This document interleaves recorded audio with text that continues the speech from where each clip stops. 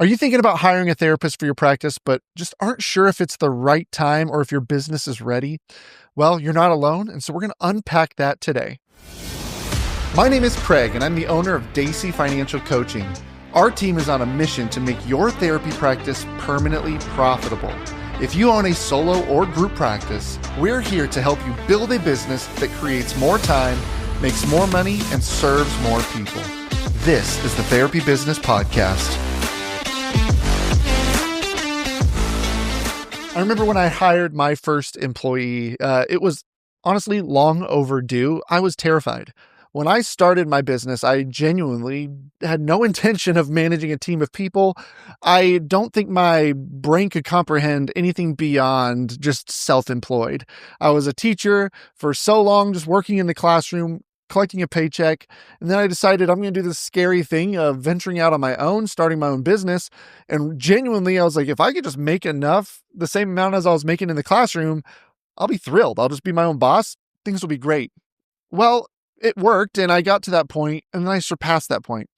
And there was probably a couple of years where I should have hired somebody, but I just was too scared. I was getting in my own way. I wasn't sure if the timing was right, and so I put it off. And when I finally did hire, it ended up being the best decision I've made in my business.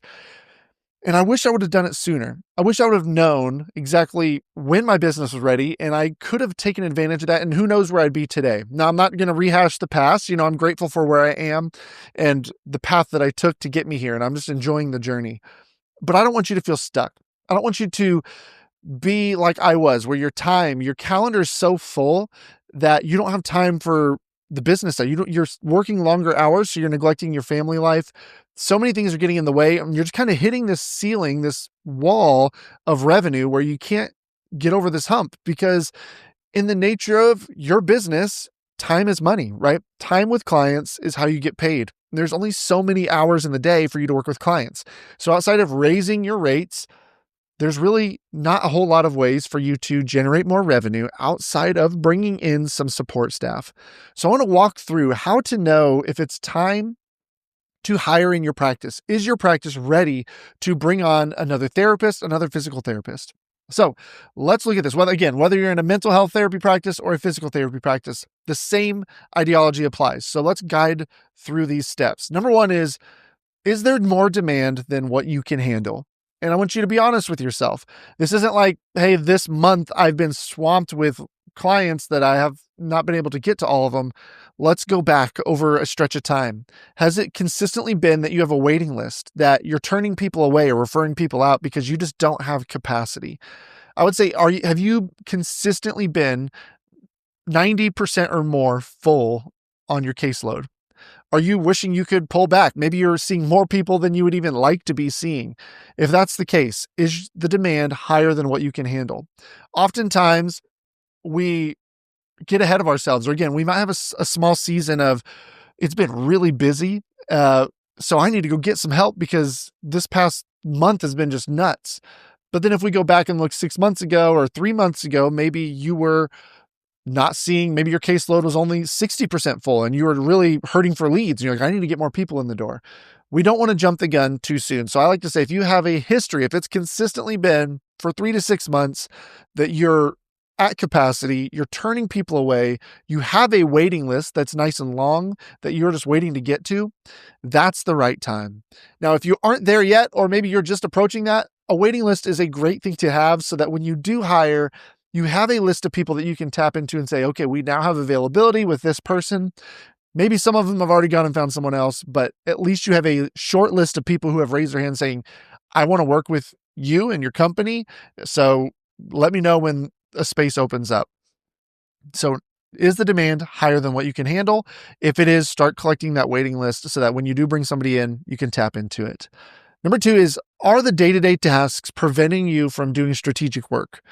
Meaning, are you spending so much time in client sessions that you're barely able to get in time for the admin work, which means that strategic work for growing the business, for marketing, for all the other pieces that you need to do in order to scale this thing, are those getting pushed to the wayside?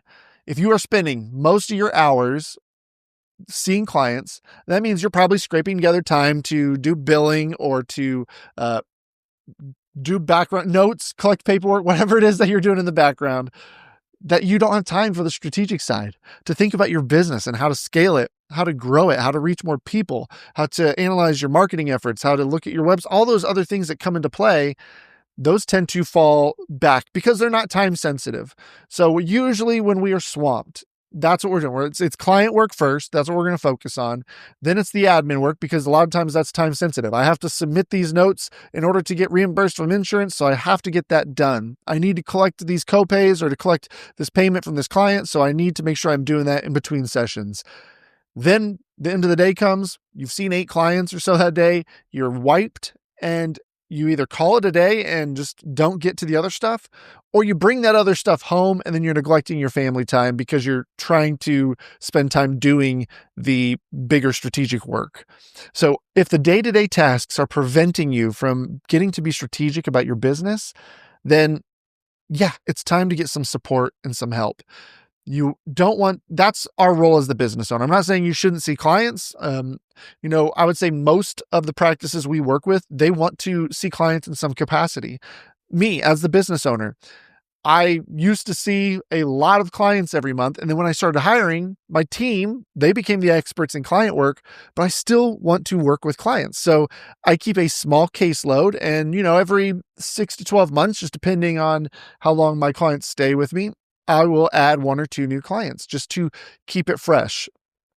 I want to stay on top of my craft. I mean, the whole reason I started this is because I love working with people and coaching people. And so I don't ever want to let that go. Although I do recognize that as a business owner, my time is not best spent primarily in coaching sessions. That for me is a small part of what I do now. It is something I like to, again, keep a pulse on, and it fills my bucket in a sense, but I need to be spending time doing the strategic work of scaling and growing this business so I can hire more people, get them jobs, so that we as a company can serve more people, help more people.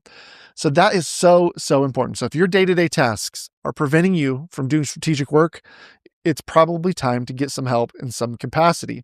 Which brings me on to this next piece, which is, do you already have an admin person or a biller?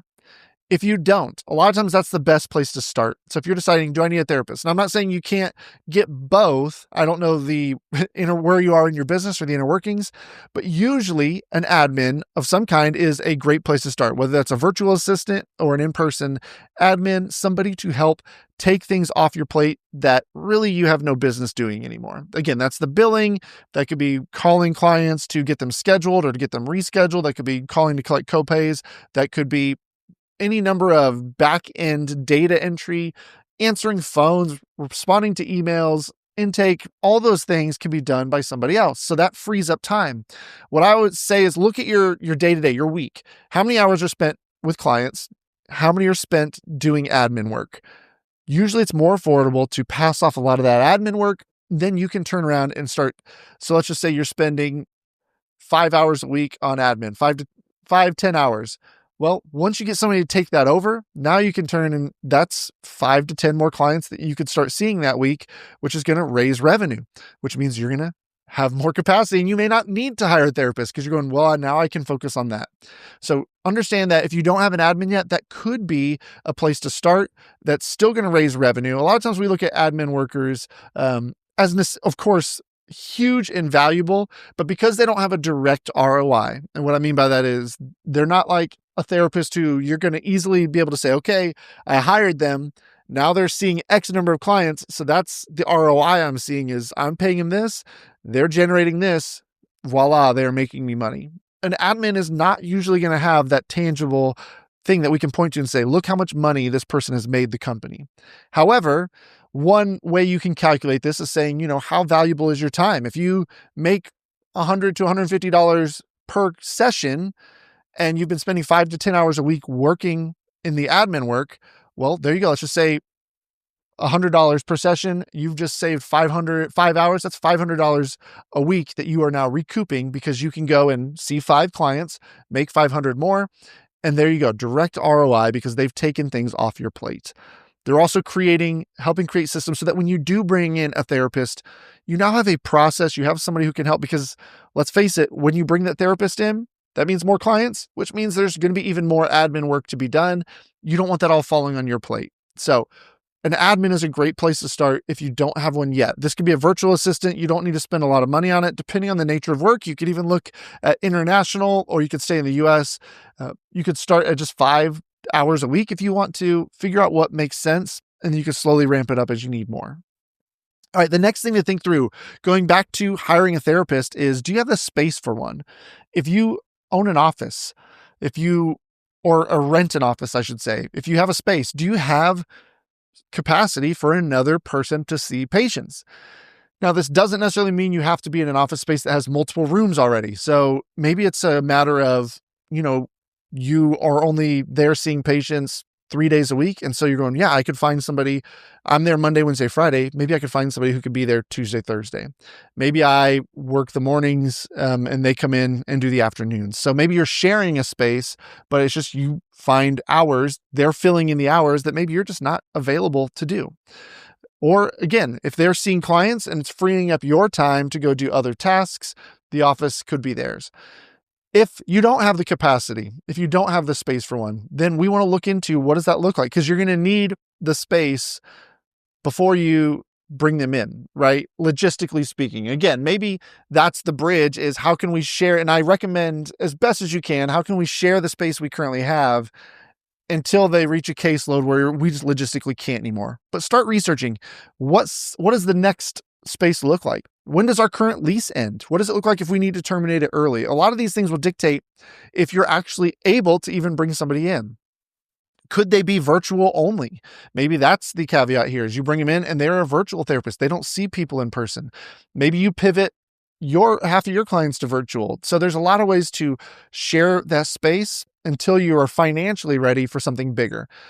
I would caution you against going out and getting a larger space and before you hire. The only time this could potentially make sense is if your lead flow is just crazy good and it's consistently generating a ton of leads that you're just turning away, and you have the excess cash to do it. So you've been saving for 6 months to get this building. The reason is it could take time for your new therapist to ramp up. And so adding that excess expense of doubling your space, that could put a hindrance on the business. That could be financially devastating. What if you don't find somebody? What if it takes a long time? You find someone, they're a bad fit, you have to let them go, you have to start over. We don't want to add that excess expense on it if you can't afford it. So I would say, does it fit in your finances right now to add that space? Even if you didn't hire someone, could you afford that space? Then if that makes sense and the timing is right, maybe your lease just ended. Okay, look into it. If it's something you can afford, maybe that's something you do. Otherwise, I usually recommend just sharing your current space as best as you can until, very similar to what we were just talking about, when your caseload is so full that you can't take anymore, that's when it's time to hire. When your office space is so full, you can't see any more people because you don't have any space for it, that might be when it's time to move on to a bigger space. All right. The next thing, and I kind of alluded to this already, but are you generating steady leads? How will your new therapist generate leads? Are you getting them through insurance, through referral, through Psychology Today, through networking partners? Are you getting them doctor's offices referring to other therapists? Are you doing content marketing? Are you getting people through Instagram?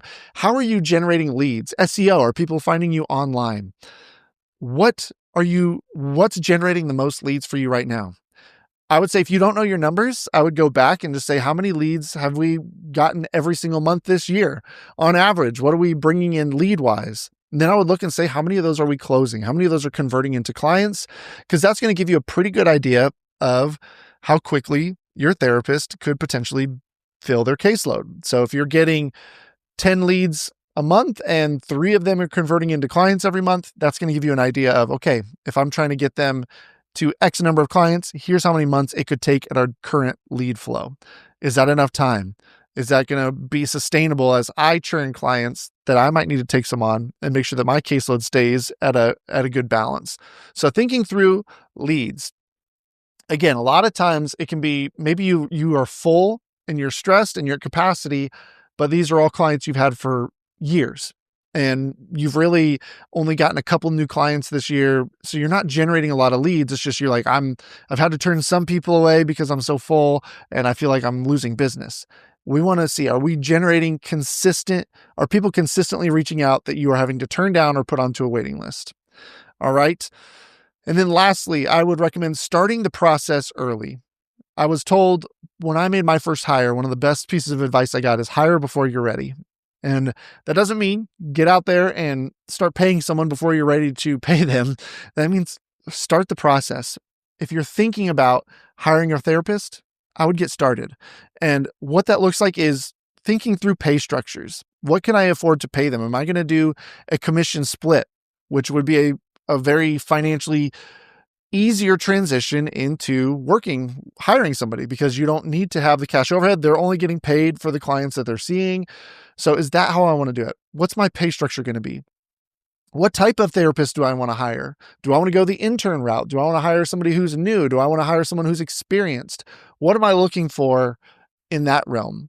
And start really kind of going through that. What do I feel like is a fair pay structure? Research that. We have episodes on the different pay structures. And the ones we recommend are the ones that are super common. So go back through and you can listen to those of what, if it is a percentage split, which percentages are common that we typically see, what could work for you. And again, depending on if it's an intern or if it's somebody who's brand new to the field, they're going to probably charge less for their sessions, but that in turn means they're going to get paid less. So that could be a win-win for you. So looking at what's the best route to go when hiring this first one, what type of therapist do I want to hire, and then start putting your feelers out there. Usually the best way to find therapists is referrals. So talk to their other therapists. Do you know of anybody who's looking to join a practice, who is looking for a job? And so just start finding people that maybe you could start the conversations with. You don't have to be ready to hire someone today before you can start interviewing them. How amazing would it be to start the interviewing process now, and then 6 to 8 weeks from now, you are ready to hire and you already have a pool of candidates who you've met, you've vetted, who you love, who you would love to hire, that you can just reach out to and bring one of them on board. That's versus getting to a point where you are like, I need someone yesterday. Now I need to put my feelers out there and start the interviewing process. That causes rush. That means we rush through the process. We make a bad hire. It costs us money. It stresses us out. It creates a lot of issues. So starting the process before you're ready lets you take your time, allows you to, if you're going to be posting job postings and doing interviews, to have multiple interviews with a person, to get to know them, see if they're the right fit, see if there's somebody who is okay with a slow ramp up. Because again, your first therapist, typically it's going to be a slow ramp up. It may take them 6 months before they have a caseload that they would be, really happy with. So how do we ramp that up? And then one more piece of this is when I do hire them, going back kind of that pay structure piece, will they be contractor? Will they be W-2? What do I want that to look like? Contractors are more affordable, but the caveat is that, you can't require them to go through your business only, meaning if a client refers somebody to them, they theoretically could go provide therapy to them on their own and keep 100% of that session fee. So just bearing that in mind, unless they're connected to insurance through your company and they're going to be accepting insurance, then they're free to work for other people. They're free to do whatever they want, versus a W-2 where they're under your umbrella. You can then say, any therapy you do needs to be through our company, but you're going to have payroll taxes. You're going to have other expenses tied to that. Typically, the first hire is a 1099 contractor. However, decide what is best for you. What do you want? And if it's really, really important to you to make sure that first hire is a W-2, then we want to make sure that you can financially afford it, because here in the States, you are required to at least pay them minimum wage for the work they're doing. So that means if they're seeing nobody, you're still required to pay them something as they're training, as they're ramping up, as they're doing all these things. So a lot of key pieces to bear in mind as you're thinking about it. Start that process now. If you have just begun to think about, is it time? Am I ready? I'm kind of toying with this idea. Get started. Start the research process. Start putting your feelers out there. Start thinking through these things. And then you'll have some people, again, in the back burner, so that when push comes to shove and you are ready to take the plunge, you already have some vetted, qualified candidates to jump into. Hiring your first hire. It's scary. It's scary. I'm not going to lie to you. You are responsible for another person. You're responsible for another person's income. Now the finances no longer, if you make a bad financial decision in the business, or if leads drop all of a sudden, it's no longer just you. It's now you have this other person who's going to be affected by it too. However, like I said, one of the best decisions I ever made was hiring. I've had multiple team members. I've had, for the most part, ones that worked out fantastically, and they've added so much value to my business, to my clients. And I would not be anywhere near where I am today had I not taken that plunge. So if you're thinking about it, I highly recommend you do it, but you want to be smart. You want to make sure it's done the right way, because we've also taken clients where they've hired and it wasn't the right time, and it hurt them financially, and it put them in a place where they overcommitted to these new clinicians that they couldn't afford.